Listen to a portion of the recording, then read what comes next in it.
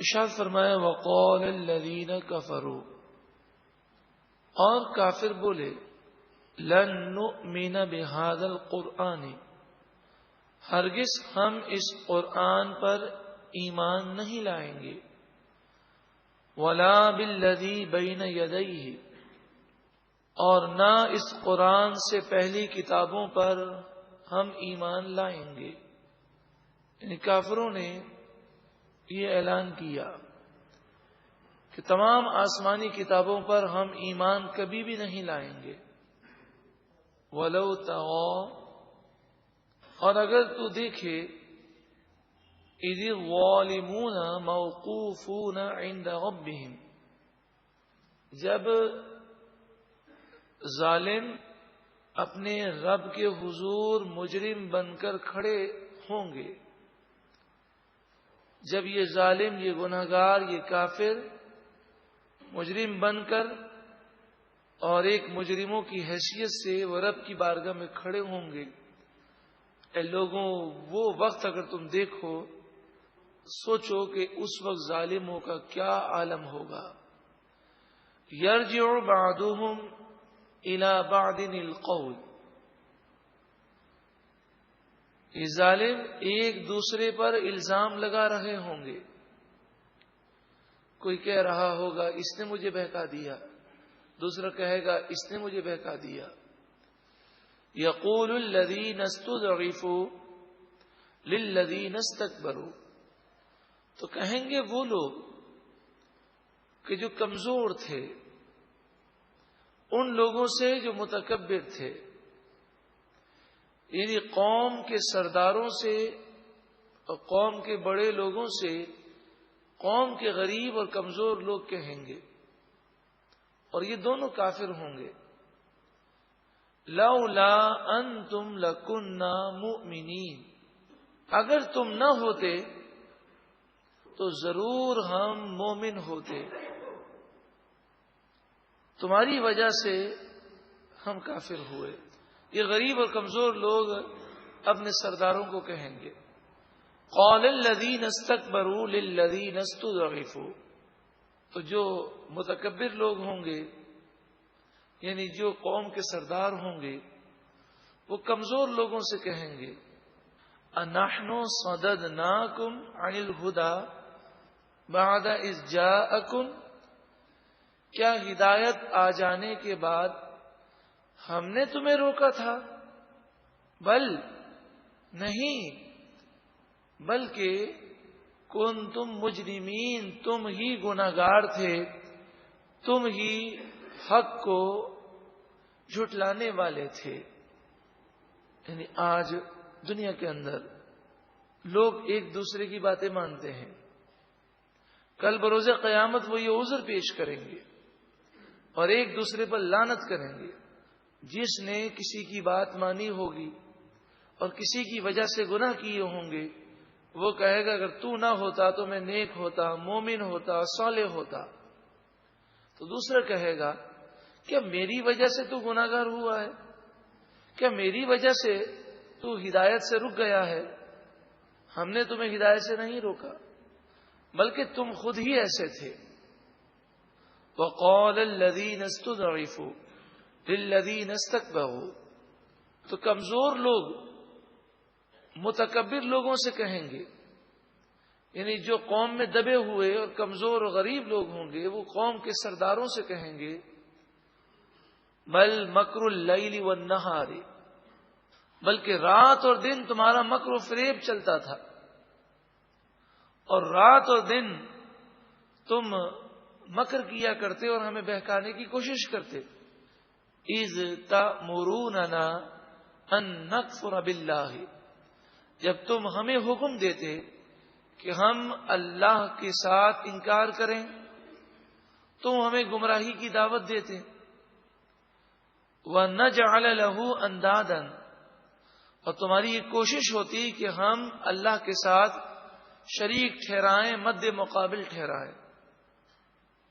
اس طرح ایک دوسرے پر وہ لعنت ملامت کریں گے، ایک دوسرے کو کوسیں گے، مگر ان باتوں سے کوئی فائدہ حاصل نہ ہوگا، وَأَسَرُّ النَّدَامَةَ، اور وہ ندامت کو، شرمندگی کو پائیں گے، اپنے جی میں چھپائیں گے، اور شرم کے مارے وہ اپنی نگاہوں کو جھکا لیں گے۔ یہ شرمندگی اور یہ ندامت کا احساس انہیں کب ہوگا؟ لما رأوا العذاب، جب وہ اللہ کے عذاب کو دیکھیں گے۔ وَجَعَلْنَا الْأَغْلَالَ فِي أَعْنَاقِ الَّذِينَ كَفَرُوا، اور ہم کافروں کی گردنوں میں طوق کو رکھ دیں گے، آگ کے پھندے ہوں گے ان کی گردنوں میں۔ هَلْ يُجْزَوْنَ إِلَّا مَا كَانُوا يَعْمَلُونَ، اور جو وہ برے کام کیا کرتے تھے اسی کی انہیں سزا دی جائے گی۔ ان آیات میں واضح درس ہے کہ انسان کسی کی خاطر گناہ نہ کرے، انسان کسی کی خاطر گناہ نہ کرے کہ مرنے کے بعد کوئی کام نہیں آئے گا۔ جن کی خاطر ہم نے گناہ کیے ہیں وہ بھی بری الذمہ ہونے کی کوشش کریں گے، خیر وہ بری الذمہ نہیں ہو سکیں گے، وہ بھی گناہ میں شریک ہیں، ان کے نامہ اعمال میں بھی گناہ لکھے ہیں، اور اگر ہم نے ان کی خاطر گناہ کیے ہیں، ان سے شرم کی وجہ سے، ان کی مروت کی وجہ سے، یا ان کے روب و دبدبے کی وجہ سے، یا ان کو خوش کرنے کے لیے، یا میرا دوست ناراض نہ ہو جائے، یا ہماری رشتہ داری کا مسئلہ ہے، اس طرح کی باتوں کی وجہ سے اگر گناہ کیے ہیں تو یہ رشتہ دار، یہ دوست کوئی کام نہیں آئیں گے۔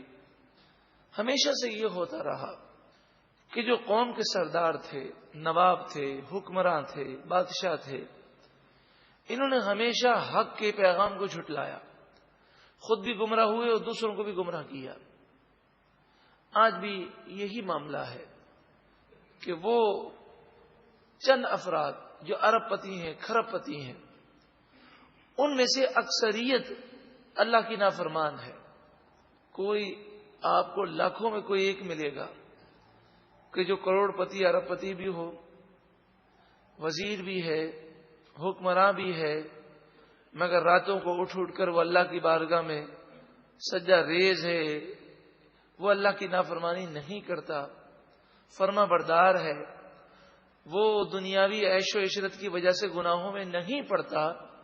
یہ ایسے لاکھوں میں چند ایک ہوں گے، ورنہ اکثر تو خود بھی گمراہ ہیں اور دوسروں کو بھی تباہی کی طرف لے جاتے ہیں۔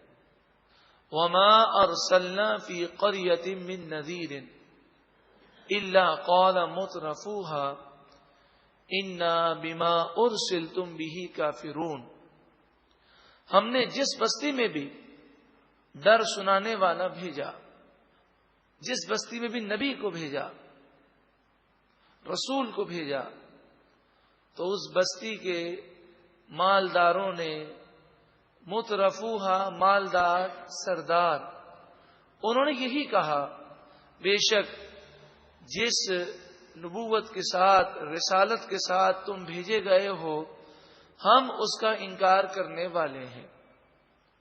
وَقَالُوا نَحْنُ أَكْثَرُ أَمْوَالًا وَأَوْلَادًا، انہوں نے کہا کہ ہمارے پاس مال بھی زیادہ ہے، اولاد بھی زیادہ ہے۔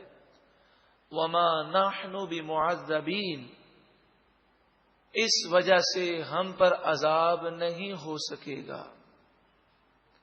مراد یہ ہے کہ انہوں نے یہ گمان کیا کہ اللہ تعالی ہمارے اعمال کی وجہ سے خوش ہے، اسی لیے ہم پر مال اور دولت کی فراوانی ہے۔ جب اللہ تعالی ہم سے خوش ہے اور ہمیں مال دے رہا ہے تو اگر کل بروز قیامت اٹھنا نصیب ہوا تو جنت بھی وہ ہمیں ہی دے گا۔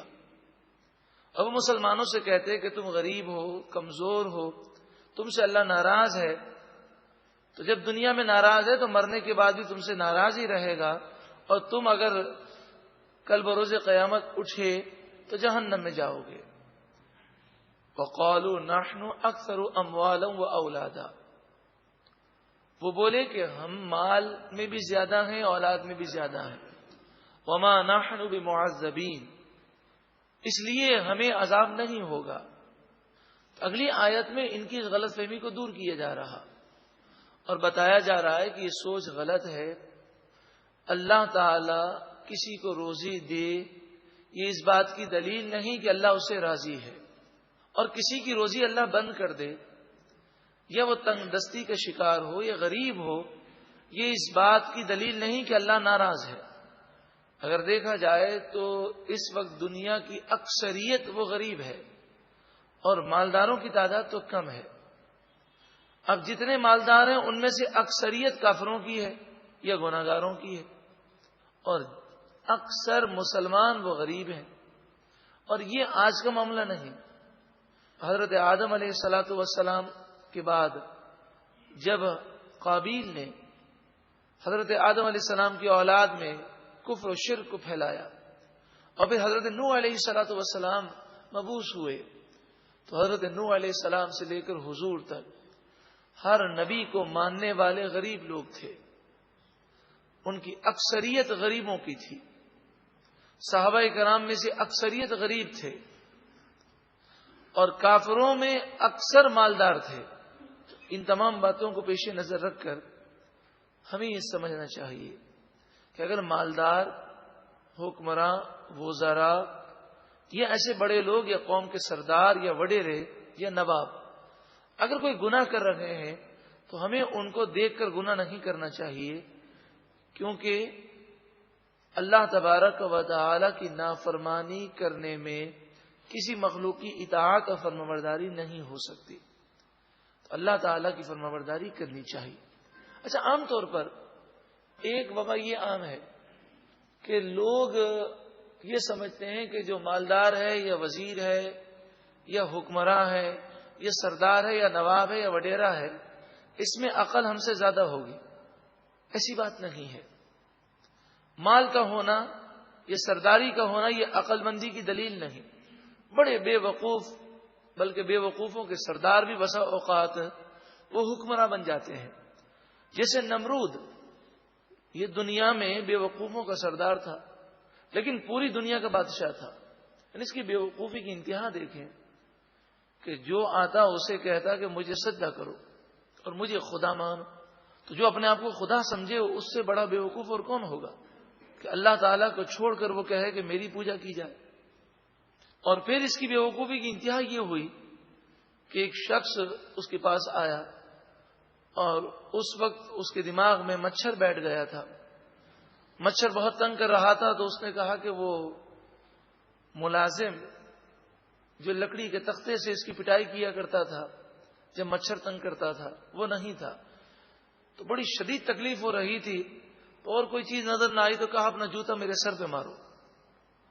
تو جیسے ہی جوتا لگایا تو مچھر بالکل اپنی جگہ پر بیٹھ گیا اور کافی دیر تک اسے مچھر نے تکلیف نہ دی۔ تو اس نے یہ اصول بنا دیا کہ جو بھی میرے دربار میں آئے مجھے سجدہ کرنے کے بعد مجھ سے کلام بعد میں کرے، پہلے مجھے جوتا سر پہ مارے اس کے بعد کلام کرے۔ یعنی بیوقوفی کی انتہا ہے۔ فرعون کو دیکھیں، فرعون انتہائی درجے کا بے وقوف و نادان تھا۔ تو مال ہونا، عہدہ ہونا، منصب ہونا، حکومت ہونی یا سرداری ہونی یہ اس بات کی دلیل نہیں کہ یہ عقل مند ہے، اور اسی طرح کوئی غریب ہے اس بات کی دلیل نہیں کہ وہ بے وقوف ہے۔ عقل مند و دانا وہی ہے، چاہے وہ مالدار ہو چاہے غریب ہو۔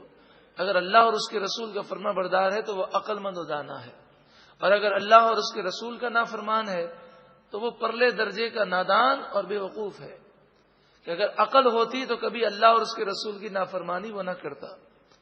قل، اے محبوب آپ فرمائیے، ان ربی یبسط الرزق لمن یشاء، بے شک میرا رب جس کے لیے چاہتا ہے روزی کو کشادہ فرماتا ہے، اور یقدر، اور جس کے لیے چاہے روزی تنگ کر دیتا ہے۔ مراد یہ ہے کہ روزی اگر زیادہ ملے تو یہ رزق کی فراوانی اللہ کی رضا کی دلیل نہیں ہے، اور روزی تنگ ہو جائے تو اس بات کی دلیل نہیں کہ اللہ ناراض ہے۔ وَلَٰكِنَّ أَكْثَرَ النَّاسِ لَا يَعْلَمُونَ، لیکن اکثر لوگ ان باتوں کو جانتے نہیں ہیں۔ ایک مرتبہ محبت کے ساتھ درود و سلام پڑھیے، اللہم صلی علی سیدنا مولانا۔